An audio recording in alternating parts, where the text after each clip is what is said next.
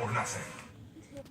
Seems your phones and computers could be legally hacked by the Department of Justice, even if you've done nothing wrong. The Supreme Court has quietly approved new rules that could give access to all your digital information. Fox News chief legal correspondent Shannon Bream is here to explain. Good evening, Shannon. Good to see you, Britt. Well, the Justice Department could soon have these sweeping new powers to hack into the phones and computers of millions of Americans. As Britt said, even if they're not accused of doing anything wrong, that is, unless Congress puts a stop to it. The power stems from a federal rule change that the administration has been pushing for over the last couple of years, and one that's now been approved by the U.S. Supreme Court. So, without ever hearing a case or controversy on the topic, the nation's highest court has given Justice Department prosecutors the ability to go to any single federal magistrate and get a warrant that could allow the government to break into secure systems, search, copy, and transmit private files, and do this anywhere in the world. The administration says it's a necessary change because of the ability of suspects to anonymize their locations.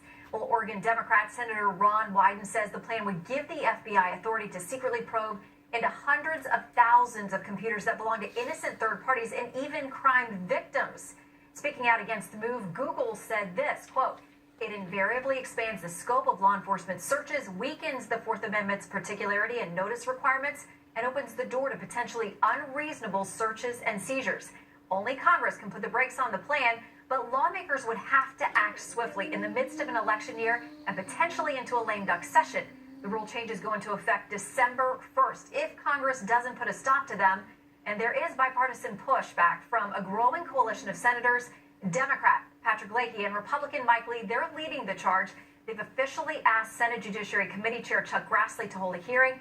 Brits, no word tonight on whether Grassley plans to do so. Lee's office says they're still waiting to hear back. In the meantime, Wyden says he is going to introduce legislation and try to get it done before that deadline. Now, I'm a little surprised to hear the Supreme Court just kind of did this. Now, you mentioned that there was no case filed, right? So what is this power the Supreme Court was exercising, but with no case before it? Right. Well, the federal judiciary has different rules committees, and they proposed changes along the way. It's something that the administration, through the Justice Department, has been pushing for. So all these recommendations then bubble to the Supreme Court, which has now approved these amendments. So only Congress can stop it. So this is a power the court has always had, and it's just we don't hear about it, right? Right. It's something that's done very quietly, and that's why these senators are getting together to sound the alarm, because they say it'll be over before anybody has a chance to object. All right, Shannon, thanks very much.